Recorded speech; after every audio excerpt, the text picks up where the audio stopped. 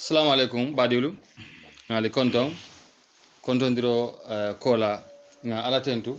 seho kaje bi fanan jimo intare mbe kendiaren woto mbe duwala badi misilmol ben jata kendia ani hajeba firawnin tankola woni suturo woto seho nge konton bake kaje ko felenti programme mu yalon ko nkanate juma o juma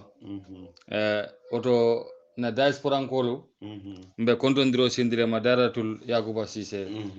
mu yalon ko diaspora seko nge konton mo jama fanan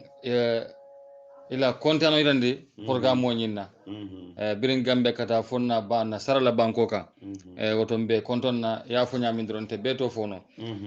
barbi seko leftale ni ajube nga programme o tunu bladamin lefta nga muru annabila ibrahima a wulu fa na wulu ba anin annabila ibrahima nata kenyami anin naburuju tema badun nin kube kela lonna yanta ka sibo kaje ko nyimun yalon ka keta ala se sibondi niaje annabila ibrahima natale akera naburuje jakal koti leftale je nga jelu senendi badirma badun niajube na programme dolun tatale fon jamfata bar nata jube ko nyantale badiru yalon ko jumalamu annabila ibrahima wulu bati annabila ibrahima fati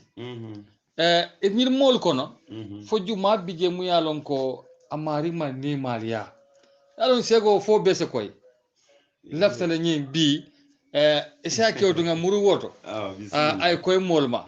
woto mba folen ko bismillah mulbela moy kan nge fanan tentu ke jay bake mba folen ko bidu lafta don kayun kuota ka senandi badum be ka fon kunfe nka kitabolo jubi ay mum fo ngaw banke badi misil mode woto seho be nyirtala ka fota badi len ka jaba ko to molye be se nafa so ko kon bismillah yaguba mba folen bismillah tafda barakallahu fika alhaj malik sane e ko men bayil dal dakar aladi kola sallahu أعوذ بالله من الشيطان الرجيم بسم الله الرحمن الرحيم الحمد لله رب العالمين ثم الصلاة والسلام على أشرف المرسلين محمد بن عبد الله صلوات الله عليه وعلى آله وأصحابه ومن تبعه بإحسان إلى يوم الدين على جاي كاتنتو كسلكيلاما صلى الله عليه وسلم وقال كبار مسلمولو كي كونتون مسلمي على كنترولا dairatu ya khub diaspora ka fo molu ko me ya tammin nyamen inshallah ke be konton kilin na be toni konton la badi muslimo mu me be duniya ton kon nano betu mba be la bunda dato mba be konton na kisola kontrola ali badi ma ya khub sise anin maliki sane na'am wa kammala komen ala maliki yadula nyinin ka jangol kuma ta baki na'am wala na journalist wala la nyinin karo ka ku ya baki kaju e ganna dula do la bondinan mela ala mu tonya lati kum follow na kacha follow nyin sawun keta wol tolale adu wol kuma ya ta baki pour ka wol nyinin ka kuma da ba na tale ma be o kono e ko nabila ibrahim a wulu fa fan jato me ya wulu yalo ma fa fande alqur'ano ye men dante wala mu azarati wo ma fandine to man ka wulu fatede imaje nabila ibrahim wulu fa fan jato mi ya wulu abange duniya kono e ka fayde tariq le matoti tariq bun nakhur afama to mu nakhuruti atafan to mu tariquti nabila ibrahim wulu fa bar janning abe bangela duniya kono fa nyim fatu tale nabila ibrahim ma fajede awulu fa dakati ama wajede aya fandinne lunga fati wala mu azarati yaje naje nkoenko pour mol yalon sewo mbika ko fon kunfe nkala fe dron nimbe ko ko ndim fola yala nim mum malo safa fandin fola fati wala ken din koenko hawjobe kiri nyawnya bar nga muru koma mulu malo salon ko afandin wala yakulu bara wulu fa fanan tobe nyinoti nabila ibrahim a wulu fa yalo lonnalu man kambe nabila ibrahim fangala wulu bankola imaje lonnalu man kambe jede bar ulama o jamaa natana kambe nyine kanko nabila ibrahim ala wulu dinkira fanga jatoto babila satoto lon babila iraq banko kan lonna jama kambenta wala la je ma fanga la karo me ka je kumandi babila wo babila fanga nun ko meduno kacca kono o damman se ka dum non malaika fulale nan nata je haruta ni maruta malaika dolle moti bar wo kacca qisam man futa wol ma folo sallam bambe ibrahim la kole kono ko nabila ibrahim a wulula li fanan kono a wulu fa ngolo to foten tariq bari a fa mellon fa kunda to wala mu azarat wala ma fandinti wa kamma tariqol to dolko nabila ibrahim ana ya ala no nyoyin to la wala la mem musaratati bari min sahayata nabila ibrahim wulu ba fanga to laysulo laysa laysa lama na toti laysa wala mu alnabila ibrahim fa nafa laysa wala ma na toti lamo yayo ba koto wawo ba nyato shino nyin ay alifo soto asabata amanke lamuti yayi be men nyato ay sini nyimma soto hani nyimu sini ton tombi sabole tay alifo soto muli al ko kulol wal fanam ba fo hamla je wol bo famla nabila ibrahim anato mutu barana ana limani yatale so amunta ala wural kono isa fo ala wural kono ana muslimi yatale bara ala muslimi ya nunni ala muslimi ya ma funtinde bantade aya ala muslimi ya aya ma boli ama funtinde banta wa kammala ni ko ama funtinde banta mune ono masilanga kammala katu wo jamano wato namruz la mansa ya be nyamen wala mu banko safu banko la nyaton ko annun atala mansa ya nyi keta nyame ala ya la fanga kiliya famma ko men ala le mati amandam maralo dam malade namruz ko atale marata sangala anin banko atale da fengulu fananda ko me wolu ngodo den tammin na ko mo kono yaje namruz nabila ibrahim la ko kitabul kaba koleti men warata baki nabila ibrahim namruji ibrahim la koje nyame anin fir'aun ya musa la koje nyame mankili manga kilin hani namruji da amansibo ko ni nyanda kelala walla dendo ni mu yalan ko alon kol dole ka fole ko ase sibonde fo namruji da nalaw mansa ya be amansibo ko dindi bina mu yalan ko ta ben mansa sirawta asibota ay sibo soto wala nan ko ebe school tem mom feka sukurol dila fo liyo man hakilo diata namruji e sibo stole yala fir'aun lanatullahi alayhi ay sibo sotole nabila musa la kuwala ala sibo kabiren fir'aun sibo ta musa la kuwala ay nyinin karo kala jamano lonnalla komin mansa akallon wala na mansa buka tano lonnali koma hani kabirin num nabila musa ala na fir'auna ala mogolle ya firingaye meli babala namruj fana ate sibo le soto bara ate la sibo keta nyame ate sibo ta lolo le la sibo kaba kubade a sibo ta lolo kabir lolo malata sibo kono ay lolo je malakan aje karo marata du benta tilo malata du benta lolo damma noro e karo nin tilo be mura lolo be nyame abarta sibo ko akode manyil long ala moli kumanda ko en sibo ta kulela de nga karo jani tilo ni lolo bari lolo la malole nata na karo du ben ay tilo fanan du ben tilo la banta finta karo fanan finta lolo damal be malakan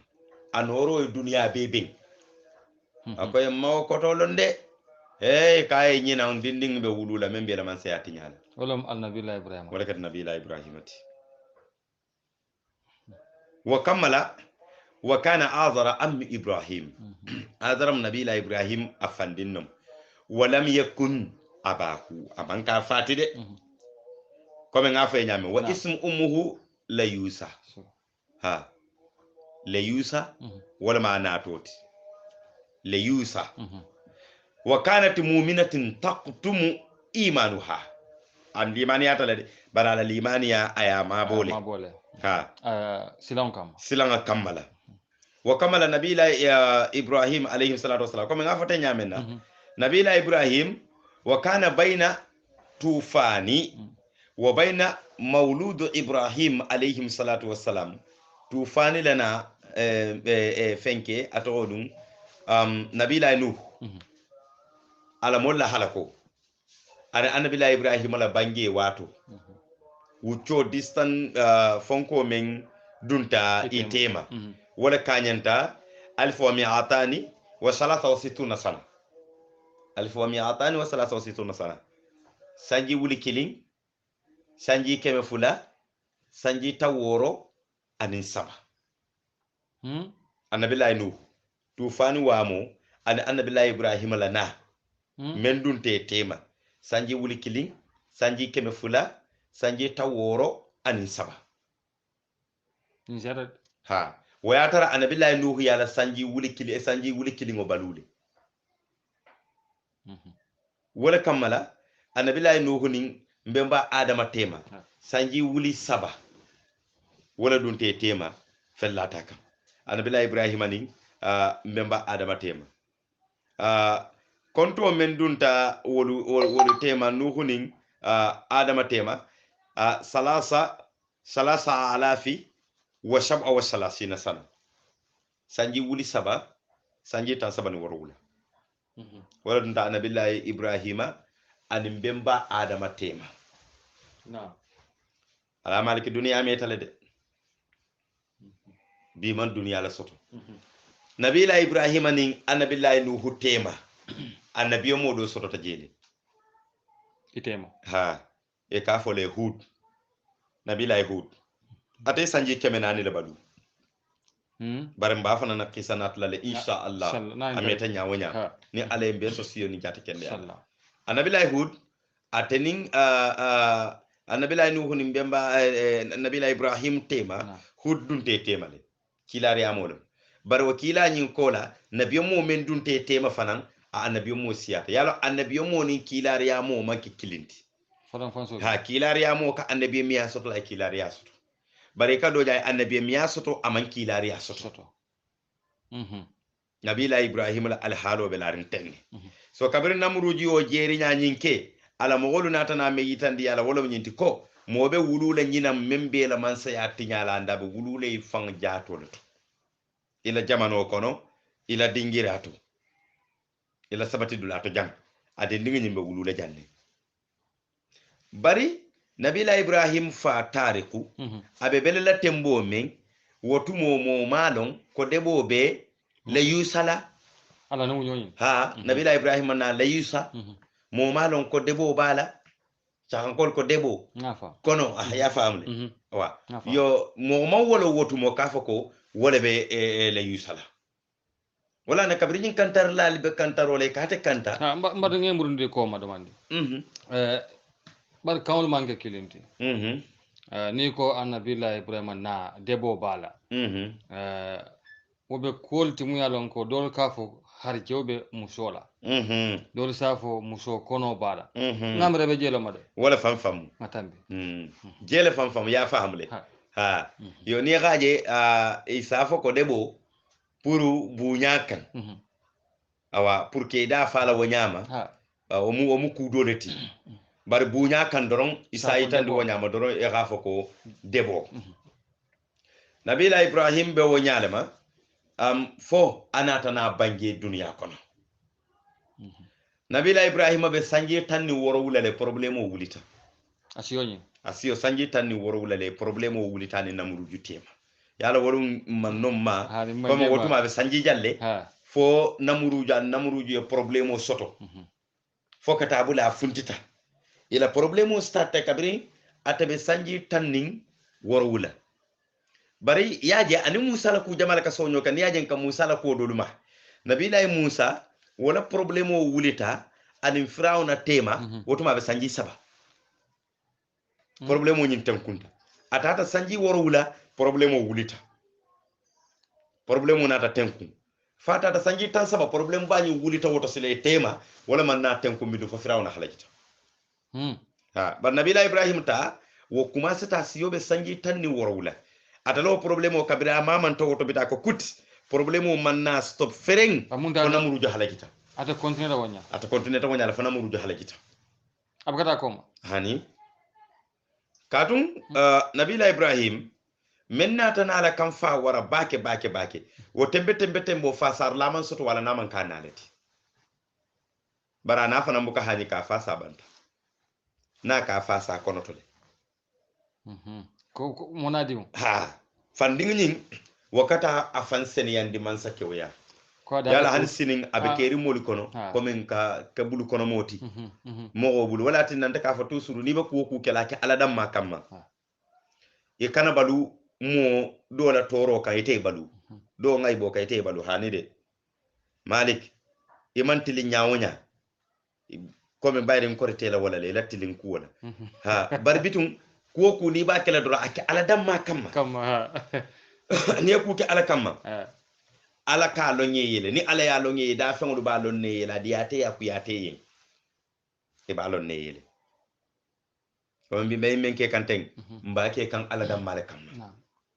wallahi adu ala ba lo nanye ni ala ya lo nyen hada madingulu ba lo nanye ngadi yate ya ku yate ba lo nanyele ka tar fenne ya lo fodo men nga fengo be mara wolum alati namrud man sake kurumbalam a jarinte yata bake yalla ngo fala kumo kono ko be tele murundu ko mado mandi wala tinna mbo bunda dol takan nan bay hawjate ka kumo sen yandilo namruju la jarinte ya fangala jarinte ya menga sabu ni haju be hana do madu kunda to modo be jamor tabarkar ya mera nyinga hada madu nono sofu o ka fol e munaketa e kari ya mo mahino soto tema mera nyinga mono no susu namruju ni aja mahino soto man hada madu nono le susu solo nono da fe nono ayole susu solo wula kono solo dun da afrada ba wula kono femba no munan ka a jarinte yata de solo ha ni be kende yala ko malam yaletel da fen dan tabeje ni aje be to ba fale nya meje de atale jeten suluwo ani jato bar ni taranta nyole ka fale lake abu asembo warta wele ya to bafu enani solo man tereñol jo seho fena terenta ñole ñinin karo lo bar ma fe mu dannati ni solo terena ñol ni solo man tereñol okay asa keno de ala patiani wala mbe wolo ne de e ko men to sulol mindula yalo no ko sulol bu kemi feñola anani ayo bar bitun solo la jarinteya anala fatiya wallahi hanni ayatare te marigi mantara man inana man solo je nyala inana man bengama inana man tere nyola yalo ne kafa ko karama solo da fenno mi yalo da fen fatinglam abo nyala ma ala maliki nabila ibrahim yalo ngala fonko wafo fanan fole jang am ala jalan wafo ka wafo ala jala wafo nyim fole jang afa maka mun diala ka yala fele fale ya bula wafle yalo nabila ibrahim kafako من ذا الذي يسترى من لا ينفعك ولا يضرك akafala mo jombe fen sanna mentena fala te torala nyimbe ibrahim ya nyimbe ke nyine kamma ko momo duniya nyim balwo kono ni te jikin kam fenne soto menta alati e ka jiki berola yirola bina kensen wala seytanola kole be tekkela fenti duniya lakira e kam batu ha fen jikin kam fente te bulu wala ni ben fola ka ni be nyini batun fola e baloka candido ala malik wolbe kerim bi asiata e ka muslimo jay wakil bi ay wuli ay ta haajo fo beroye ay ta haajo fo yiroye ay ta haajo fo binoye kayelo mom bino kan ka fan wulang siti yala yeta ye haajo faye seytano be kumala kono kole beta haajo jarala hakilole me nyante te peku la kayitandi le ko me yeda abe minto ale o kortal ala la jonyu mad banta banko kanaba man satalla qur'ano men dinna nan fihi shifa'u wa rahmatun lil mu'minin alako alqur'ano ka jaraloke adu nema jamale fanan ba kono gullo jamale ba kono haju jamale be jaka men beke fete mo wolo walla fe ma lonnali dom ban janni beta kuma la bero e ala la dalo e totale yala dani yala walla ye bulolo ye ala dani walla ye ala la jonyum mal wali ye ala dani ye bari hanide sumbal sali bari karambali ala batu bali ala jago e ko na hajo jaranye ina ga dun kuto kapare ko la yena lansaro to jama to Allahu akbar ñin dol yamre ke mbira ko arabe je kan ha hakilo men nyanta je silandi la hakilo men nyanta je silandi la ka fa ko alabe je kanni wa hakilo ni shaytano ka si wala kan ikaje je ka ja e ka fa kana dan kun duniya lam wa hakilo la mire ya nyin ka ja nabila ibrahim o jamano ko na kilin dam mal mulimani ya moti duniya be akilin abe 17 years sanji tan worowula abe danke nan wala abe danke yari wonyala ma alala fa sabata fa al taala man sodamma abe ko le kila sallallahu alaihi wasallam kabrin ko lu duta kila lota konko dombente ma koyno la jawoluma shanna aliou ya bulo wulinda ko kila kay wallahi ntabe ma koy la abe sanji tan ninkili shanna aliou abe sanji tan ninkili ako kila ya kay wallahi ntabe ma koy la ada wallahi kila ma koy la de woto dindiya fondinkeya wonta kuti de sobe yamu wo watoleti ala malik namure nabila musa tarta wonyal natal mu nabila ibrahim ti a tartani ale halola sanji tanni worwula abe kelo kono anala mogolu kabiri wo kelo le tata silan kuwo jamfata nabila ibrahim kala mogole ko akonte ibrahim de nga nyatili alalela ñina keta problème oti nabila ibrahim ni namruju tema yalla yekko ku je sababo ka tarjele ya sewo namruju be man salte mu ya lonko a fatata bakira jarinte yata bakira nabila ibrahim fana man namruju la jarinte ya fama wasude ko ninga kokul nenke kuse keno na fodum ay danke ni adam manotado ala malik yedula ma jande je fanuta de bar yamiram beje be wuri no la bar yalon batu nga santo wuri dorom lande wuri nam mbekku mo murundila jamano lonnalu kan duniya be holom jamano nin ko jamano mafo gambia damade mafo na base banko jande mafo jimara banko kan jam modam mafo de mafo gambia damade duniya be niyaje anabiyo mulu ka fatiya soto inin jarinteli ka bengi bu kamuru koma e katara fenkili na je kan doron e ke kungulo wala kan doron ala ke kanande wala alati koma tati ala malik men kam batandi sayim bake ndabe ku ke kam bi folo mbeta ke te maliki kan nin hakkili fulo ya mira maliki kan tanyin kenna de bar ni nganyim fa kan tanyin kenna de bar bayri ala ko wala aman jare wala o nta fan folo sikata ala to janni be futale tam hakili fula nta fol nte men ben akanye kan nta folo sikata ala to janni be futale tam wa kammale te lo jarinte ya nyi be kuno lam nyina nan nabiyo mul ni fem benta e man kuno yima e man sikka ala leto ya ala dam mala mutay jikita ala doronala nabila ibrahim wotumo damburuji la man sayabe nyami a jamano bi ala man sayabe kono mo wona ma jabi na man ke nabila ibrahim ati muya soso comme aya fo ko nyin ya fo hanide yamiran takela ten anana man soto ne kilo baka nga ko ka jale mo ngata metal ko sujuda ka en takela na jelom ka e ka wale jele fam problème o wuli ta jele kabi nabila ibrahim kay da men na kay ko ndey mari le soto mem man ke teti amanke kilala dun tetema de nyani nyalamu imagine fonga musa makote nabila musa yo nyole ke firaun la ka singilo firaun la san siran kan singo me yalon samato me basinto kulolom kulu samato lam c'est o fel banko be samato be bala ay wololo firaun la man sa ya san siran kan ko sa atanya be fenn la men sembo warta nyinti fenti yo bari bi to nya nanata walla sitara kering lonna fo lonna li wakili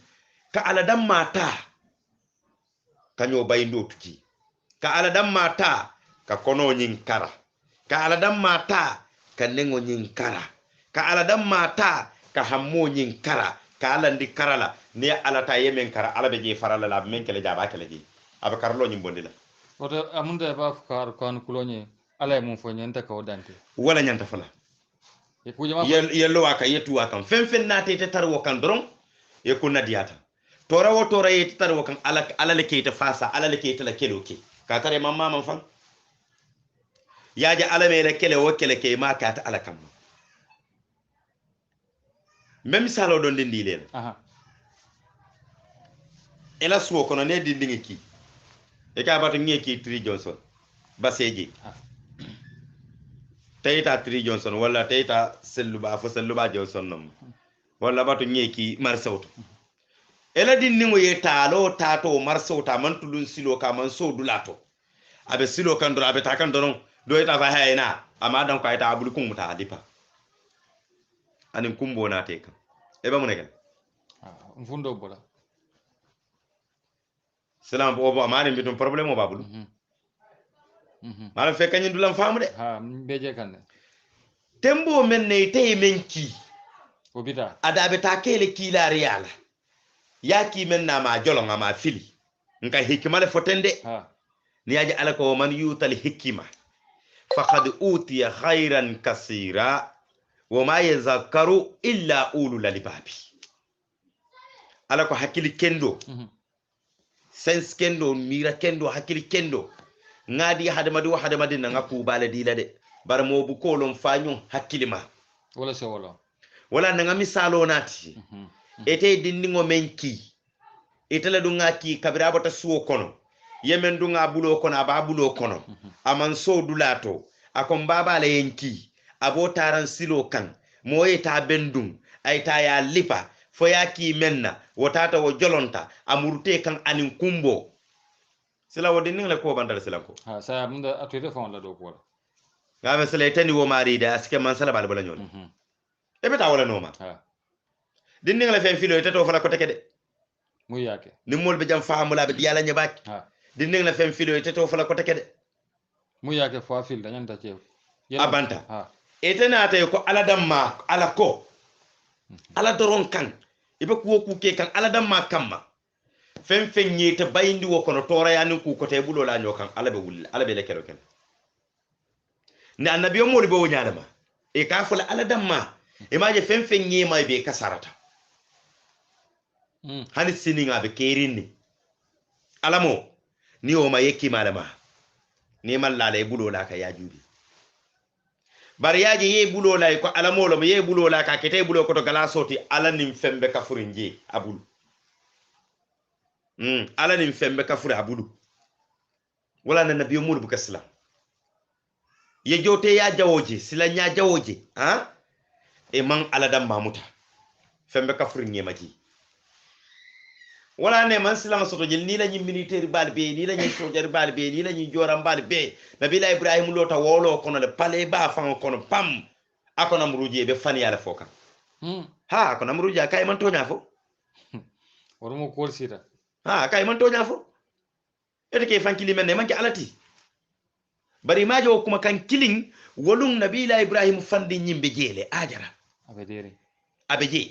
bari nabila ibrahim kabira yo fo ajara yo kam fata kamma wo afandi nyin kam fata kamma tata funtundi ay dula fula ako ibrahim ya ngasarato men landiye ni mam muru yete fansay na muru juma mbenda kuntule la sanji bo muru ni ta nyoto fala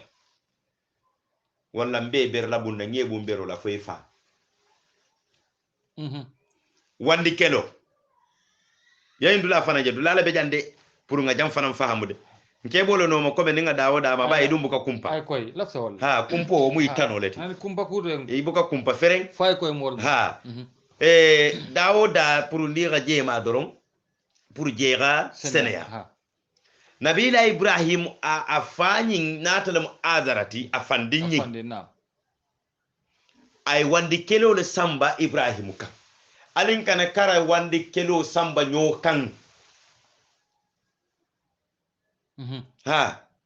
kute ye kumento ida boje muslimul fukanyin dulan fahamu wa min husni islamil mar'i tarkuhu ma la ya'nihi muslimi ala daji ka kendo do munyinti imi so siku mento je tuje maliki be diyamu ka maliki be teng maliki be sayrin teng maliki manta sosi je manta kumandi je man sosi je ndala mum be je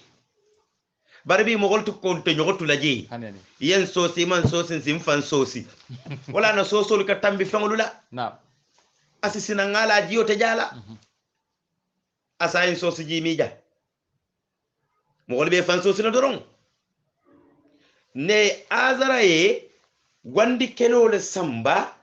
nabilahi ibrahim kan wolom namuruju la kelo ayole samba kan akana ta ku lokono akafa namuruji ko bari yalo nako nyim mankente fam jato wulu dinti nta wulu ding mo nyinge jabi menna ate jabi lala awo fine ha ayo fa namuruji aka nonte nyinge jabi menna ate atunte jabi lala nyine namuruj fanan hanyindi bake namuruj ko yete ibrahim kamana wolum fanan saunta woto lale bay ko le kumo e senia ba tambila dawo dala je senia akweta wala jaw namuruju ma ibrahim jabi sinya saba ibrahim kala kumo be fa namuruji anana ma jabi yalla me yo sabu nabila ibrahim la na folo kabra namuruju nyaake so be kija farayama kabra wuluta kija far sifa anana ma soto birana nya benta kabra anabila ibrahim je kija farayama kabra wuluta kija far sifa anana ma soto waya silam bake amuruta kotake nabila ibrahim la na fulanjam kotake kabira namuruju kuma dama kay namuruj akijo kuntuta amala be men fonula nabila ibrahim la mansa kumandite hay akiliya tola akijo kuntuta ala la de maro le belarinji amolu te banna hani sinin alamo kuma be kuma to ni ba fola mai ba fola ko male nyaani ya nya e baba ilahi fereta wala fan ma fomenta ala koto de ni ba fala nya la fana be kala kendo leti baratano inyani ya nya kene killing eta fono lay womu ala la kere leti wota banna hani sininde duniya be banna le kendo le mambande duniya be banna le ko ato dun tonya fola le mambande duniya be banna le ala kanula le mamban duniya be banna le molu te banna wo kono la miliyalo ila kuwoku ala dam madoron bar sego ni se murundi koma ni ajube namburuj ato fa damma silandi kolam ha to fa masilanta solo soyo sai ni aje anda billahi ibrahim na ra kumanda atola ye mum folam amang akoma kumade ha hani dan ko don desira si dunya fo si akobe na ko han azna la amang kila bulani namburuju tema annabi la ibrahim wato menna abe nyun kun kala wato me wotuma manke alala ya kide ka fa ta fa namuru yeten ani mali ala ha ande wotumo kilari amanna ka folode hani limani ya memba so kono duniya be wotumo naman ka nanalati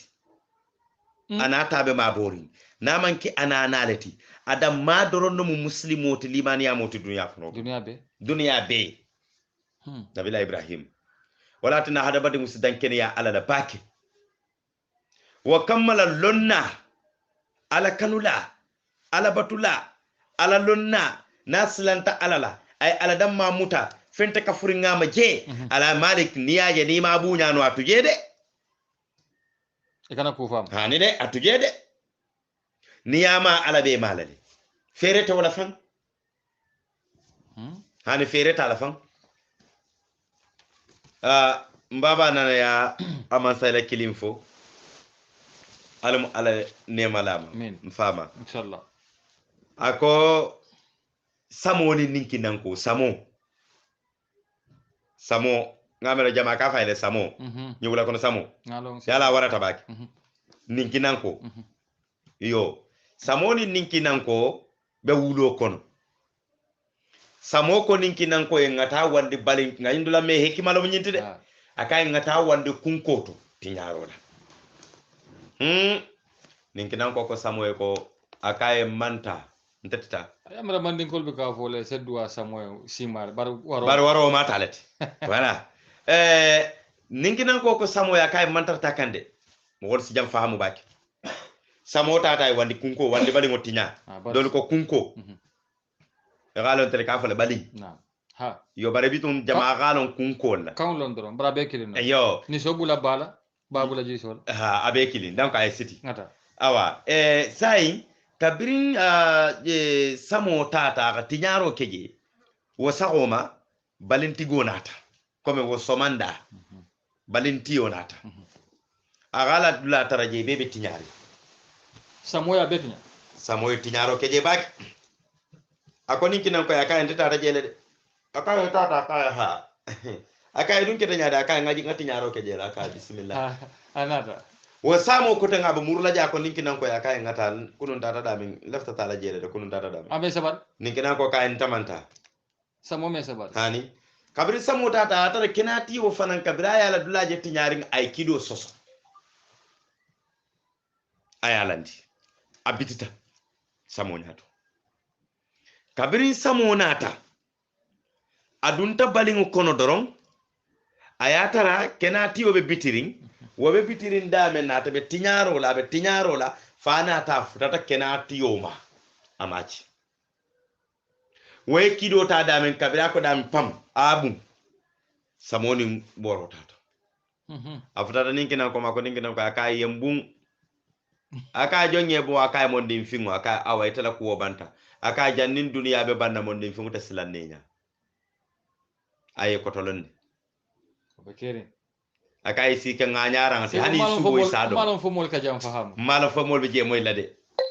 ninkinan ko de mo jama ka silanyade ninkinan ko kay konte jannin duniya e bam mondin fingo ta hanyilanna ha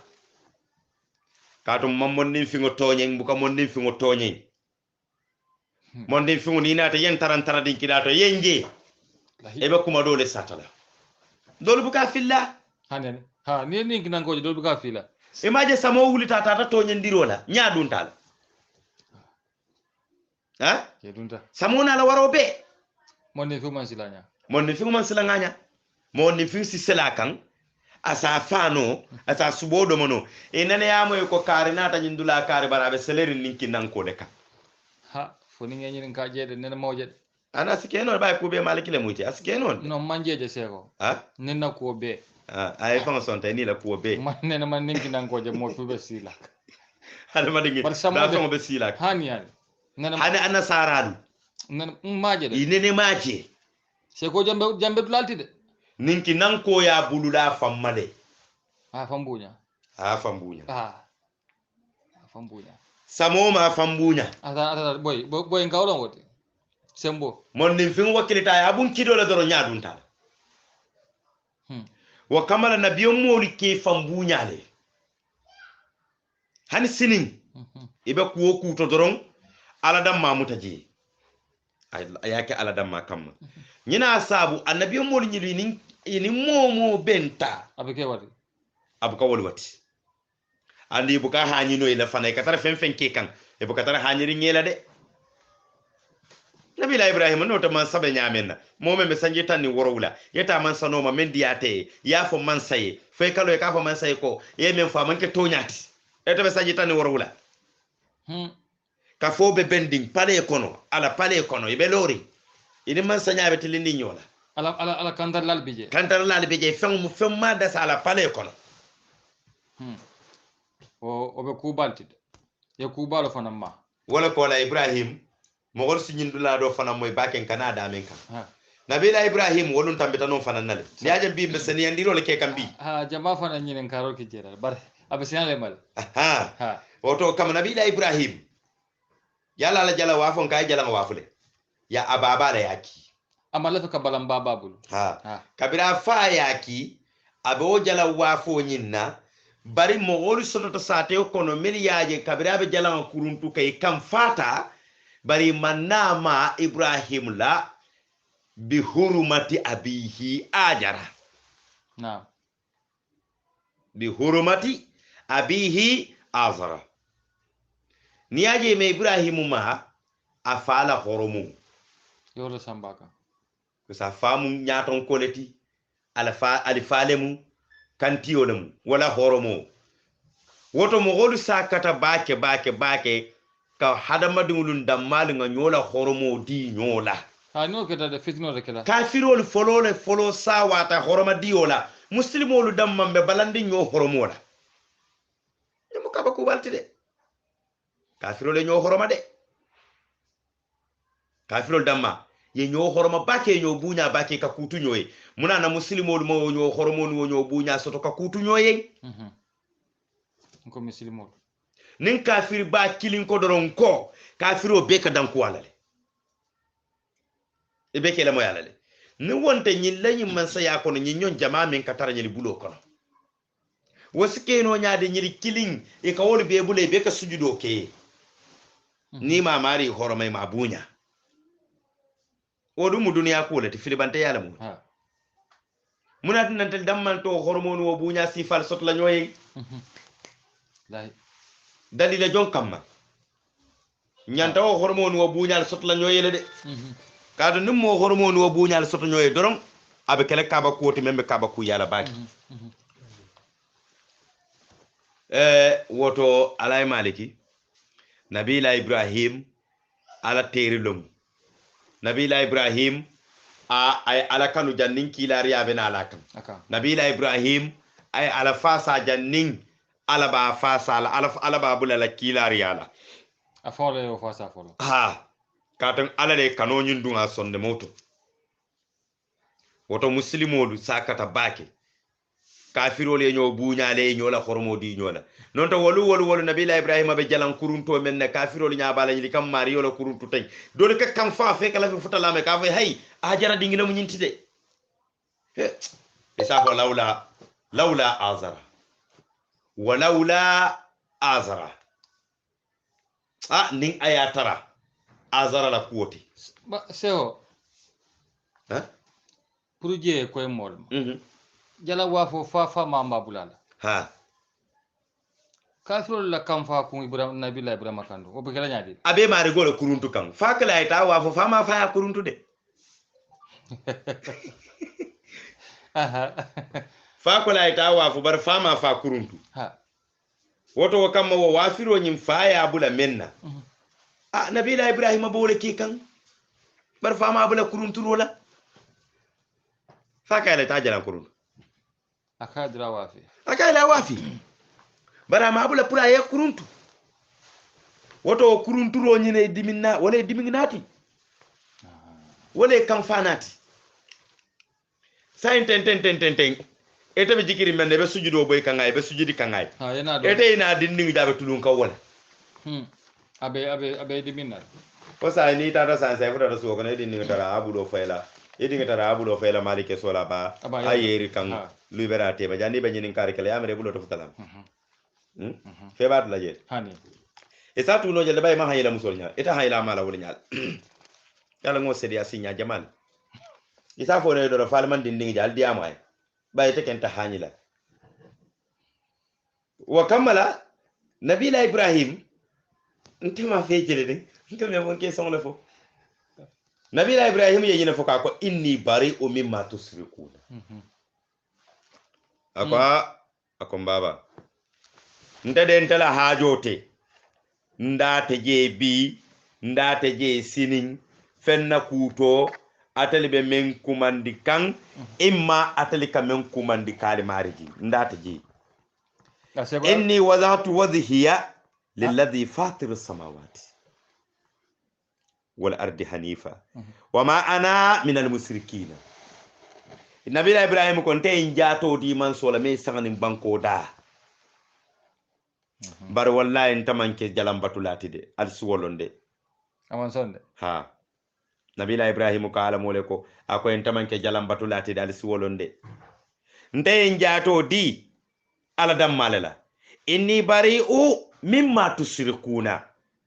ngajuta jalan kuto nta jalan batula nta sirkantu yakela ndati ji awa fala mole ni muslimo be nyimuta ka sirkantu yakolu tuje ka dabaru kolu tuje ka ku kotengu tuje miliyalo namarante yakolu nyo dabarol ni ku kotengu ni muslimolu ngoli bondi nyo tema nga fata nyoma maliki dobe sada dani kan molu nyanto dani lel fam wo muna wake wo muna fulti baldi o mu fenti balti wonyanta kele fenti balati bar do kol Kenya ha bar ñogo konnante yani ñogo jago yani kammala ata fen soto no lata keno la fenti wa kammala nabila ibrahim natana wala yitandi ala mo walla ko inni wadhatu wajhiya lilladhi fatir as-samawati wal ardi ako ntede ngan jato di man sola me sangada anin banko hanifan njenketa dino mume beye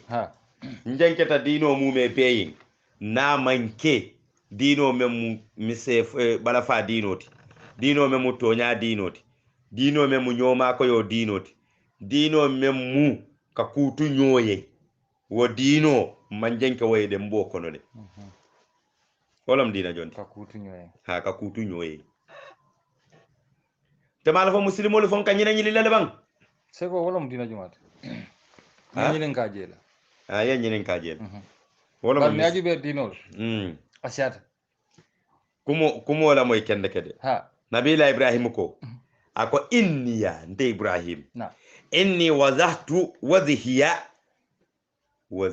wajhiya nganyatiling ngejele ngam fandi ayna benna ngeje wala muslimi adino wala lilladhi fatiru samawati aw fatira samawati meye sanga da folo ama jube fembala nganjato di yala de wala arda anim banko ate mbo da fenki o fenkiling la bada telefone banko da de nganjato di yala de hanifan ndata dina la kutu fo dina kili njeketa dino be fo dina kili ibrahima wolam dina jonti abe ko ni mole yañi nin ka fanga ya fanjabi yekumo doji kuma kan kilin ikaje niyafo ne kumo nyim firin abe ko idiyamu tay pareta abi safo ni yeñi nin ka le fanga murute ibe fanjabi kan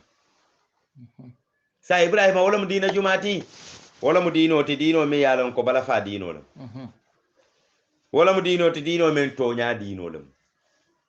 wolam dino ti dino men tilinte ya dino lam wala mu dino ti dino men ka kutu nyoye nga dino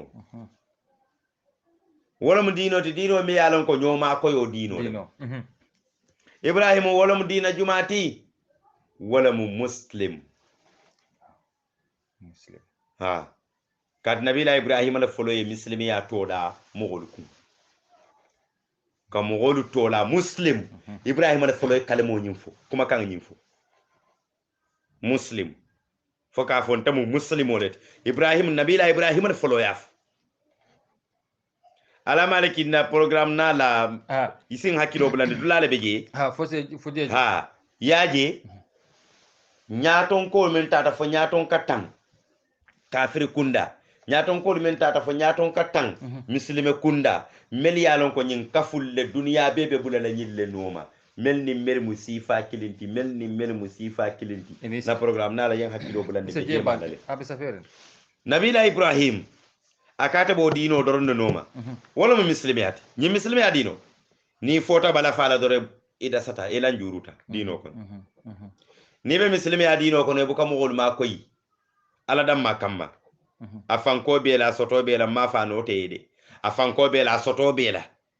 ete ka ke duniya la kuolo te ma dun ala la programme kuoto dina kuoto e man dino fasa la e man badingulu fasa ale timolu miskinolu fuarolu ka dino kidman diala itaman son dunna wo kono la ela muslimi ala njuruta fasingre kateta walla bulo walla nyaateta walla tulo ko yata ha e man tili muslimi ya nyin kono yala itaman tili bari tata di mafo itala tili bali ya nyin manke comme sunguni salora karo tilinta wolu tolalde comme man tili itaman tili la musolle tema ela musufulo nyi tema yal nimmete ta fatam fansi mo le bena fala yo ala maliki fanam betili ande maliki sane wala tiling wala jenko wala mama hanya la musolle nya ita tamu walati barin tilintala barin tilintala ngam mello nyeto de salol ni sungolu ani la bete ya ni la kende ya ngawo kello nyeto bari ma hanya la musolle bay bige fawje ebe ke foje seko kata a telinteya dino ñi ni fotala doron ela dino la njuru ay ko afam ko bebul amanga na rebul ha na be bulu afam ko bebul afam ko bela bayta de sonna kala ka ko nyin ke woto malike san tabe silo kam beta kan sa misal kam dala sikeme ben ku ngamoje silo ka be dala sidano walla ngamoje dala silulu hajo bala kemo ben takum fo fanko tentala wolu nteno tema nteno wo tema different be nyami ngodam bakele de sembot ande katun kemo ben takum ngata be sulari ndal silulu eso ma koy non an so ma koy non tan kono toni lulo tumbulu isike mo dino ala tan kono toni lulo tumbulu bar nin to ko ningo ke ningo lulo dasilulo bondi wo kemola ngonna ko do be dasalale sila ngatambi walla ngata ngamo wolu tara tulum babe keri njana nga kontane nga 50 dala so bondi kemo nyina ngambulo wulindi santo ngadi ye jamu wuro e kuma nga sayna suko ala la jon tambita la siloka abatari abe batari dino fasala tambitala dino karannalun tambitela miskino lun tambitela mbadingulun tambitela nsiñolu ñetuje nga fuwarolu tuje wolbe sulani ndala silulu lela ani ndala se fulani ndalasi e gombe ka kutuje dum yajele ñimbe dulalti mu yalon ko pointolo ha itata ya wala tinna mo woli kana hawja mo ko tode nimbe futara ha mbey bunda o bunda me dawo da kono doro laftal nimbe bola da me nga non seneyan aha bismillah ko itata ya jare turumbe lore tantambabe ko maka musico be wala safu doron musico be keka wo do mu yalgo da silulu sa ita tazulo bondi ko alfren yo samo ye bulo woni ye wuri se ko yago ba e ko bi de ñon ala mali yalla mo wol kamalu ñola le bara jama be je kamalu ala la o mansiya no kafo wabe kerin dalbe lola o kafo tema ngafo ko dalbe ta lola nyin kafo tema maliki ñolu bebe je na mo kare libe je kare fana beje ndey ta lo kafo tema nga dala sitam bondin ko woben tamal la ko barin tamal la ñina nga dala sitam di fuwaro la ngejel mal fe kam fam bari sa ku baki je bari no mbella filale nga embulo ku balu di ñin tala muy safo ko ñina mu yakuma sisi nko he mbori je ko nyadi bari ye jamu ye jayi ya nga ni risi fa ko oto dobe ta balala wata kata malo don tala maliki wala da pan sobe da sarin ala balwobe da sarin ala ftaka karan amala school fees soto amala karam jo soto amala madraso jo soto ni majlis solomu abe karan kanje ala balwobe ko yara bulu ala feto fotobe ko yari ngabulu hana ala ftaka kitabo sang fenta bulo kono abo sanna menna feta ma woli lombay mo kala mutabang barhani wo fana ndoli be je ni ba kelo do fana hani tankili yadi wala mu wankili ko kanyanta la wala ko sama nyile ko kanyanta bari simalu wala yo funtindi ka fokon bar ala ya itamal la wala pour yodi ala la de fe ma lo wo ma tuqaddimu li anfusikum min khairin tazduhu inda Allah e kanyin do mendi nyi bunda do lito e bolo taraka nyi nyato bare kanyin do mendi to ye kuma wuro ye kuma ye jayi wadanta janna ni ye jayi do barajo banta duniya ja banta nabiyo molu mo wole soto yete be ko kele kaki ala dam malakam wo dankeni yani wo muslimiya laqad kana lakum fi rasulillahi uswatun hasana alako kawa ko babali yen annabiyo mol ko to de ali ya gela ali ta gasila ali bule noma ni ko la annabiyo mo dadi ko munyinati ila annabiyo mo kanyinake ila annabiyo mo yinyinake i tagsiyala man nabi ibrahim jembe men na ko kono tay mbe jom sawna dondi kado malla pour nga fentu ko ngalo nabi ibrahim lundo sotota wotuma kabira bata babila anata kani ana kani ana anabila yaqub wulut dame anabila yusuf wuluta dame kani ana abota kani ana nata laba misra same misra nabila ibrahim beje ke do nata konton lun tangalem sinyo bunya de kajutu nyola man koy ngoy sila jamale kata arjanna mole jam moy bang ni mole jam moy doro ño nano ni ño kaja fobe banna say ka jutu ñola ka ño kafir yanda be banna say ni mole ka jam moy sila jamale kata arjanna sila jamale be ala bulude arjanna palantero be je bunda ba be je senso be je dole be jompilale e bula ha dole be duna palantero la dole bunda ba dole be ta bunda ba la dole be funtla ko ma bunda la dole palantero la dole be ñayle la ka saw ma fo mur ka jam fahamu bake nkama sayi dole fo mun ake mbereta bunda ba barolu man kilin dunyalu man kilin do be jo be dunna la ne ma bara bar ala fa la ya nganne yayi so meli ya bara wonyama yini tita ñolo groupe kilin kon do kulale ko mi atelle tata na kun koto bi nga jam fahamu de atelle tata balingi to bi atelle do ko ka alna Allah wala rama mujallati kaminin talul yebbi re kaminin talul odi ibe iko alta la e ko ke ba mun ande to man son tala balingi to bi hani fe ñin dol lay tatal ifana han kaminin talul sinin ni ko balinto tata e hino soto je ha yi fele tata tan de kan ta je ma fangade ta jam ma fangala lebe beddo e be bentam beddo ke be benta ok sopoto be benta bitikoto be benta tabul kilinke be tata buro sang bari man ta sila kilinna bara fo mo be jam faamula arjanna silo siatal de ngi ba faamula seko ke wona ta nabi ibrahim kan aka dolore mi dole batol be den dingala dole kabol ay nabi ibrahim kon ton dolobe kasalala nabi ibrahim kay ko aka ako nabi ibrahim en nate teleya aka munna aka nate ya ka jiye kan lunta yala ana dolo batol abe sirarin nabi ibrahim kaya ka ala jawon te miyo mutano akai kamune batu akai jalango akai ala jawon te to mutano nabi ibrahim ya bay kabira ya bay akate ala jawo mutano la aya bay akai funtal korda ko ale hada madinga bunya de ali nga ñoo buña kamala molika bala ñoo horma dano ni ñoo buña la men nanta malon kabirin ke wotata wato men na wuccio meta do mandin doron man satalla ya jibril ki annabi ibrahim ka akay ko fo yenyim kendingo kewo men bay akay yenyim kewo men bay tay fo ibrahim ako jibril te ibrahim nyin ka kewnin ate ibrahim la yada ban aso foye adalla moy jibril ta fe ibrahim yeko ay men bay abate ibrahim la soso kan fonta ala aso foye ay nyim men bay abate ibrahim la banko kan fonta ala aso fanan foye ay nyim men bay atale ka balunde fonta ala so fanan foy kam senna jibril yo senna ibrahim nabi ibrahim yedame annabi ibrahim nata na tama kilometer 7 kata bayindi mayli 7 fay kendum soto akay nate telenoma akay manaketa akay ngata so kono akay pour mu akay alaye malaiko natan kan ila ko sabu kamala ne funtindo ke bay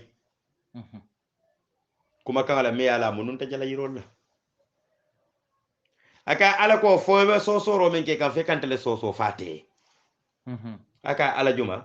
aka ala me sangani banko da tele yente da ayinke annabiyo mota yin ka teriti lahi kewye mira ako je ala me sangada banko da kay ha wo jarta malaiko ko kine te kan tele ko sabu kammala yenta bay ha akay ka bobi la ngadolo haram atubita kabiri nga tubita anata dinke woro wula la wulu afututa odolo minna dinke woro wula alo dinke woro wulo be keta annabiyo moti bani israila sego wato bande baybe ko fanande kat fay fanude woto bundañi mbelo la je wom kaba ku balete nga no miro tumo be bulu be yodi la kullaran koto mo gole ba fala nyoye karbe ta jahannama le karam kunna ku ya jongleti ime kenyalo arjanna te bulu tanten alala tamu mo ma foye malaika manne ka mo me ki arjanna dundula silo siyatale ha seko je nyim alay maliki woto kamma ponyin ha isiku mo jeda soron mba sorona janda bari ya nyo bunya ku madalde ya mira nun nin kila manna annabila ibrahim kan afrenta nyim mum bada tubila ata tubila anata mul fanan soto o bekal annabi ol bekal ol bekal jalan batulati seko irlo jef ibe bekal jalan batulati bari wakamma mole nyo bunya bari bayite kanna ko wato bantale fere ala maliki sida esporan ko tentu bake wala seko yenna forum mo bi tentu kabir forum wona fu forum 8 anna ka fol men be combo bang na ka fol be dawo dani ka fu dun ko be ntele ye muslimo be le tentu ka be jayi adum ba be le konton kam fana wallahi seko nte be to fono dron wo kammala isi kuma kan kontoro to futandi ye tentu ye jayi ka yitandi ko itelam jumati anin programme o nyinna ala halol kenya be nyamen juma wo juma fanan nimmel lafta kan soto doron islamoyro ke Cheikh Yaqub diaspora kafola isijel dairatu Yaqub diaspora kafo kono sijela moy walla ina Cheikh Yaqub forum o kono yala moy anin forum to man tolu tuma do ibe sotoro kala Yaqub sisela anin ala haji malik sane nim programme o benala le juma o juma insha Allah ntaba Allah na jamba fulala assalamu alaikum wa rahmatullahi wa barakatuhu bismillah malik abaraka bake badi lu wala mu Cheikh Yaqub Siseti albanyin kacha dima mum fana moy ka wala mu daratul Cheikh Yaqub Sise diaspora nyin kacha fana kan juma ni juma be dum badrum yalan ko ben fe wato lo fana filanta banta birina president ba kana no malankol anin dino karanto be dunia banko kan seko fonse betentu mbe nalo ni seko nin ko be moltol fala kana ke jalerol wari hajafatu ture ni belo tentu ke jay haji musa kamara imaje kaje ko nyum programme kula mu yalon ko manyanka bula ha insha Allah e ko mbe sito wullo fesiata oto kamala seko nte diamo sandere bari ka kontondiro sindi wol bema kumata oto seko ngabula daminto jumana la badil français mbayndi seko mbe tentro sambale ka diaspora kula mu yalon ko dino kantor la muyti bake wallahi kana fo banku to mal be oto seko mbe fanan tendula kela wato fanan bula kanyo konto dia dino la amanke ngalon ka fo nyamin mfana ngadol ndu mu soto fonni mol se ka fu nyoma kanyo su hakilo la oto mba fula barka bake mba fula juma mubarak Cheikh Yaqub barka bake barakallahu